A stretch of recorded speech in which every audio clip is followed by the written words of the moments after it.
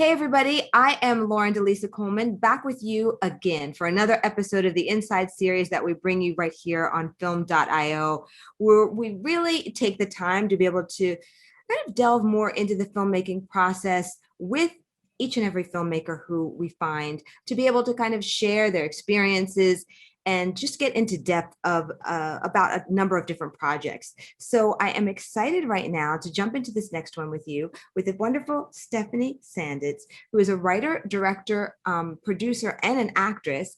And she's like, okay, multi-hyphenate and very talented. But we're going to be speaking today specifically about the high life on which she is a writer, producer, and actress. And so let's just jump into it. Stephanie, welcome. And thank you so much for joining us here at film.io. She's very patient because I was off schedule a bit doing a bunch. We were just bringing a gang of interviews to you guys because, you know, we're still inside technically of the Bentonville Film Festival, which is where Stephanie just came back from. And she's in LA now, in her headquarters, as we can see, looking fabulous. She calls it her woman cave. And so she's going to share with us what it was like to be on the ground at the festival, reaction to her project. But first, give me, please, Stephanie, a synopsis of The High Life, because this isn't like any regular film, you guys. This is a series that is, it's a pilot for a series that is making the film festival rounds, has tons of awards and accolades, and it's really kind of dope. So Stephanie, take it away. Tell us about The High Life and how you came to create it. So The High Life is a loosely autobiographical dramedy, and it follows this young woman who is kind of the black sheep of the family, of this mixed religious family in middle America. My father was Jewish and my mother came from like Bible-believing Christians. The characters are a little, like I said, loosely based on reality, but it's about this woman who was always searching for different things her entire life and had this aunt who she idolized, who was an executive vice president of MasterCard and somewhat materialistic and neurotic. The main character, which is based on me, was very much a seeker, and it was kind of a be seen and not heard environment. And so I moved to New York and actually became a reviewer of bars. And in my 20s, I reviewed 50 bars in 50 days and got into a little bit of trouble. But during that time, my aunt, who I really idolized because she was this self-made worldly businesswoman who had so much life, she developed ovarian cancer and she battled it. And after 10 years, sadly, she passed away. So my family, as I was off going crazy in New York, meet back to essentially go over my aunt's will and see where she left all of her money. And we were all surprised to find out that her dying wish was for the family to get together, get naked, and hike her ashes to the top of a nudist Buddhist monastery that she'd secretly joined the last 10 years of her life as she battled cancer and found peace. So imagine doing that with your family. My completely repressed, not groovy family all got naked and hiked a Ziploc bag of ashes up a mountain to fulfill a dead woman's last spiritual request. And the show follows all of the awakenings that all of us had in this moment. And we also explores things like, what do we really believe in when face of death? Also the idea that no one is who they pretend to be. We had no idea that my aunt was going through this. My character has this secret life because she's overcoming demons and trying to come clean with her family. And then each of the people in the family, there's a gay libertarian brother. There's a grandmother that's just kind of delusional about aging. There's a love story. That's loosely based in reality about a biracial love story, and all of the different kind of costumes we all put. So it's kind of like the basis of the story. And it is a lot of fun, you know, to watch. I think I am in massively good company around this because I can't even like say all the different accolades that your pilot has received, right? I mean, like run down just like a few of them for us. So it started at smaller festivals right before COVID. There is the IMDb International Shorts Festival, We Make Movies International Festival, Dances with Films that all got Best Pilot, Best Actress. It was in the Hollywood Real Independent. Dances with Films, it was an official competition. It was finalist at Austin. And you are just like out and about with this. But I find it so cool because, this is a pilot intended for, a series. So tell me a little bit about, I guess, how you decided to take the film festival route, and then also just I guess maybe a little bit about your journey in creating this pilot. Yeah. So it's not necessarily normal or like business savvy to create an independently produced pilot. One being that if you sell this to network, even if it's the exact same cast, they're probably just for looks sake going to like want to refilm the pilot to have it match the rest of the series. However, I've been doing this for a really long time. I have a feature film that I'm hoping to be the first thing that I direct. And I was working with this incredible woman named Kimberly McCullough, who's also an amazing director, who had attached on, and she was interested in helping me make this film. We raised money for an Indiegogo to try to essentially make this feature. And it wasn't enough money to make the entire feature. We kind of sat on the money, but it was like burning in my heart because all of these people gave me this money and I really wanted to deliver. And I went away and my screenwriting career, I've written 8 different studio films in the last 8 years. And kind of like got more under my belt and I really wanted to delve into TV. And then this experience happened to me and I was about to start pitching and I wanted to make my way into TV and I was going to start pitching this to studios. And as I did, people really liked the idea. And I decided, after working with a little bit of a studio, I decided to write the pilot on my own. And as I did, I gave it to some people and there was just like this immediate groundswell of support to take the money that I had raised and do this version. That we found a way, we cut things down and we found a version that we could shoot this in 5 days. And it was just one of this kind of amazing things. As soon as I stopped waiting for permission for other people to like open a door for me, like so many people gathered behind us. We got all these amazing producers, these actors. I ended up selling another show to FX after that. It was just like this real, like without being too LA, like energetic, like as soon as you take the initiative of taking things in your own hand, like the world supports it. So it's not really, we're not going to make our money back. It's not really a business savvy decision, except that it's almost like making a short film. And I wanted to do something that I produced from top to bottom. And it was the best experience of my life. So I'm hoping that we sell it. If not on its own, I couldn't be more proud of everyone who worked on it. And it's just, I think that is just it's just so cool how you decided to kind of flip an original kind of intent into something else. And it just really blew up. What were maybe some of the biggest challenges for you on this? Because, you're an accomplished writer, but I mean, in terms of like creating something like this, was this actually the first time?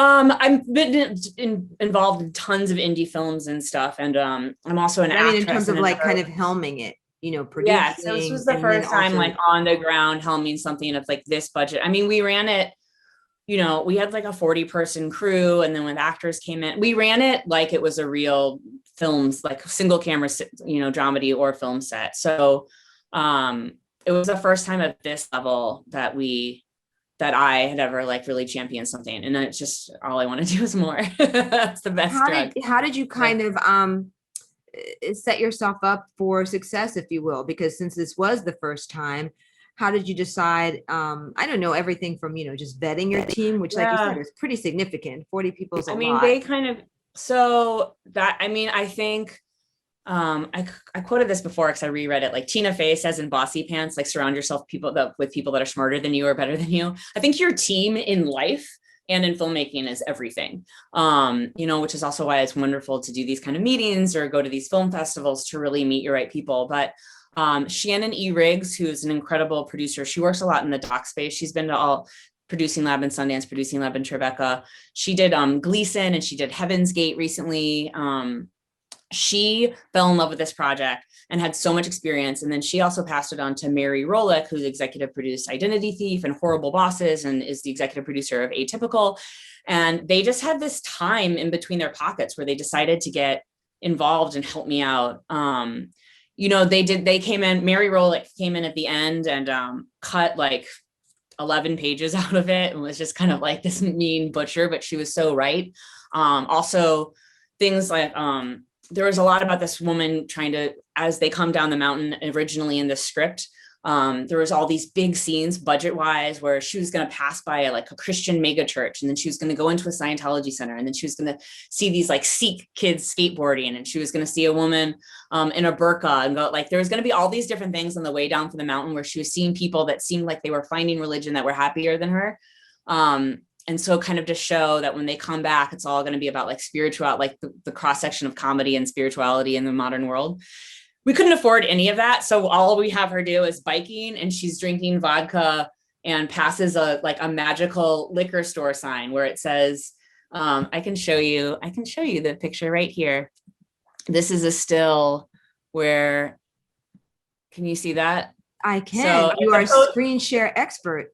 Yeah. So as opposed to me going to all of those different things, we're like, what if we just see her drinking and questioning like a sign of like all of the different options in a strip mall? And it's also a lot about middle America, that strip malls are everything. So where it's like her options are like getting drunk, being a Jew, finding Jesus, going to Scientology, getting sober, finding yoga. And it's kind of just like, so that's what we decided to do for budget reasons. I don't even know if like maybe 1 in 5 people, when they see that, really like catch all of that.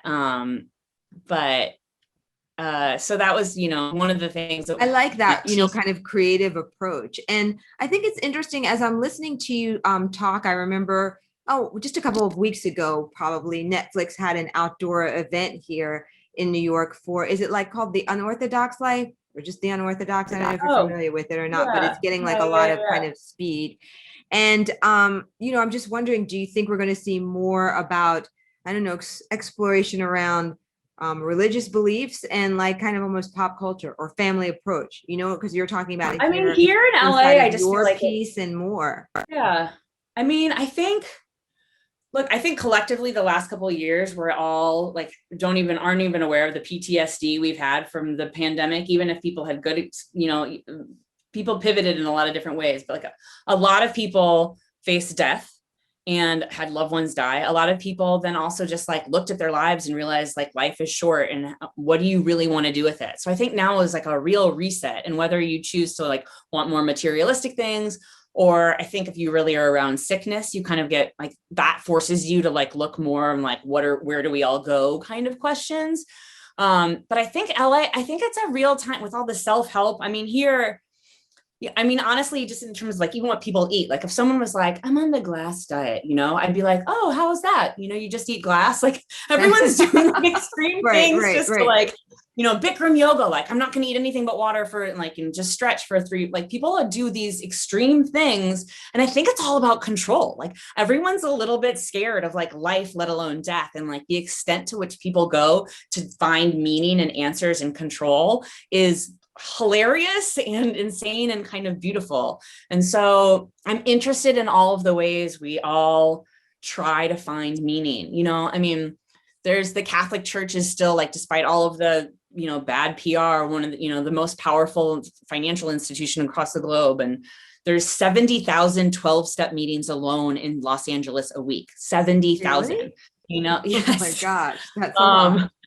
And then like, just new, so I'm interested in using that as like a platform for people to just really talk about. And I want this like messy family, this messy girl to ask the questions that, people are too afraid to ask. I imagine her like trying to be a Mormon sister wife, or, I always think of women who are in Christian rock bands, like that they have the most amazing complexion. Like there's nothing better than like a Christian woman looking at a band with that like magical summer light. And like, if I could have a skincare line, I'd want it to be like Christian rock glow. Oh my gosh.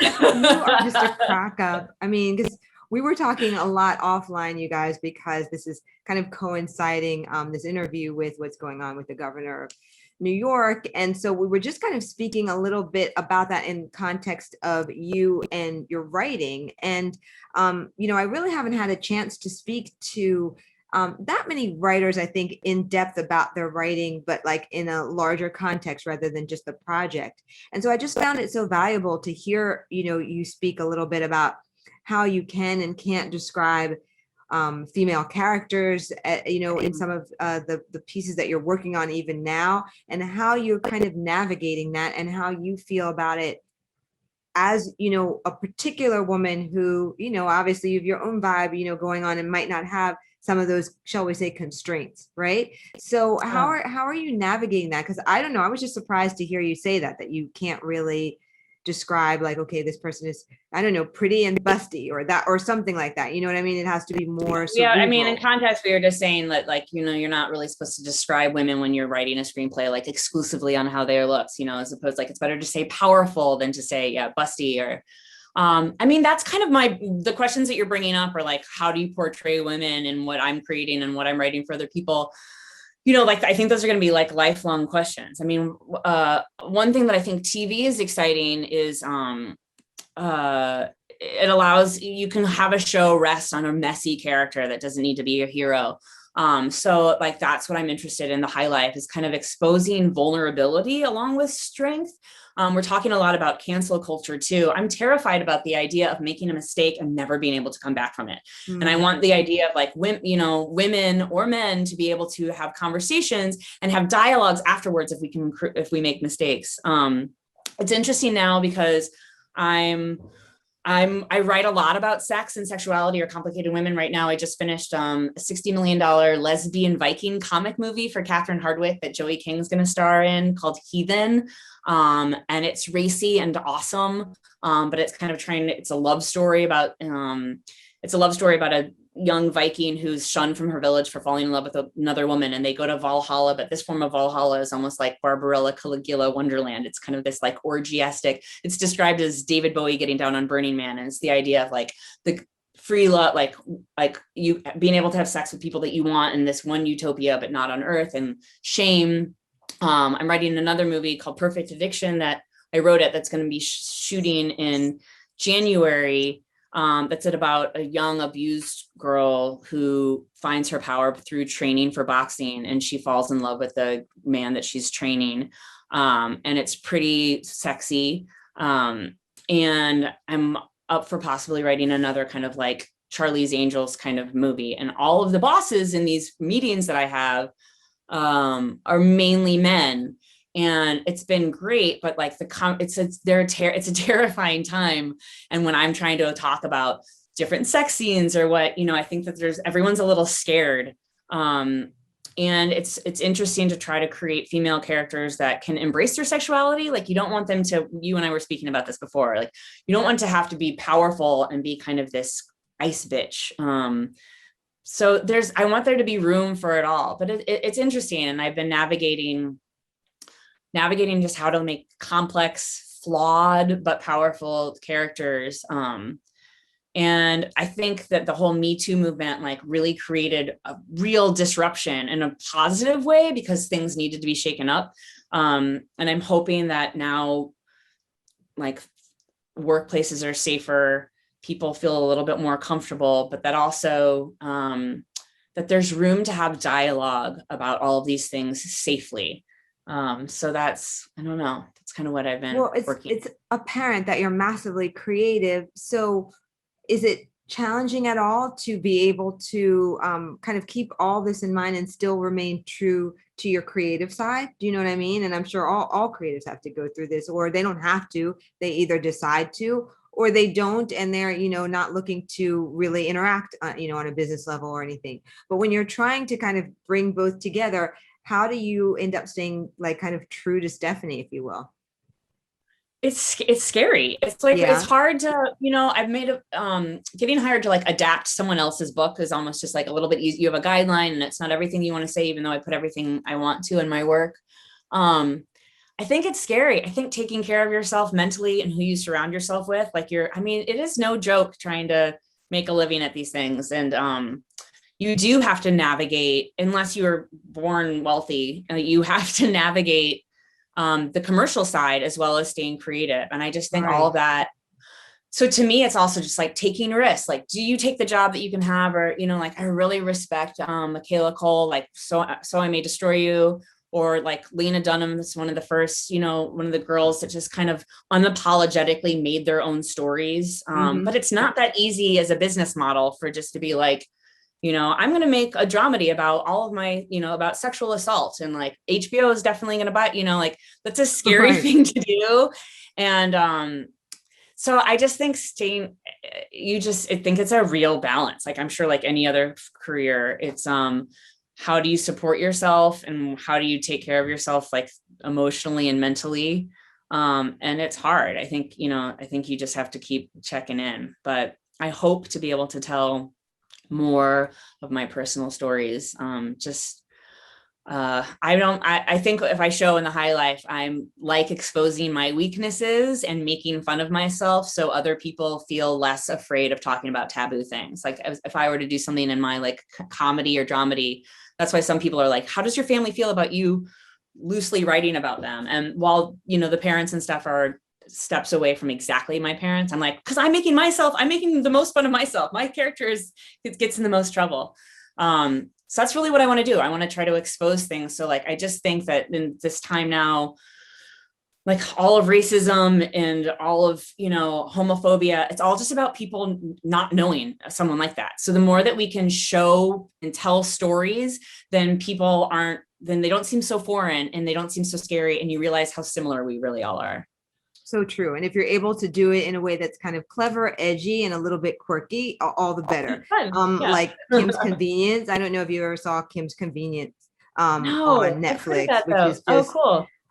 Very well done. Actually, one of my sisters turned me on to it on cool. Netflix, and it's just the travails and adventures of this Korean convenience store, but you're seeing so much more, and there's so much play on racism because there's other characters of other different ethnic backgrounds, and it's just done in such a funny tongue-in-cheek way that it just is wonderful, right? And so it breaks down a lot of that. So I definitely feel what you're saying, and I think that creatives like you are going to help to be able to lead that way because you have a sense of irreverence. I get that about you, which is very cool. That helps you to kind of be able to tell that story in just the way where you can like hear it, which is not like kind of heavy and stuff, because we're living through the heavy part of it. We get that part. The other side, I think, is more of what we need to see. So anything else that you'd like to add, Stephanie? With your medicine. I think that's what it is. I want to add a little sugar to everyone's medicine. I think that's a great way to look at it. And I'm sure anybody who came in contact with you on the ground during Bentonville was probably more than thrilled, as we are, to have you join us. I mean, anything you want to, or anybody, whatever that you want to shout out, any type of Instagram or website, whatever that we should be checking for to make sure we stay up on the next fabulous Stephanie scenario. Sure. I'm on Instagram. It's at Stephanie Sanditz, which is STEPHANIESANDITZ. Twitter is at @Sanditz. Otherwise, the High Life trailer is up on YouTube, not to be confused with the Robert Pattinson movie. But yeah, follow me on Instagram and stay tuned for all of the different movies. And hopefully I'll be able to bring more High Life to all of your living rooms. Hopefully. We are rooting for you. Stephanie, thank you so much.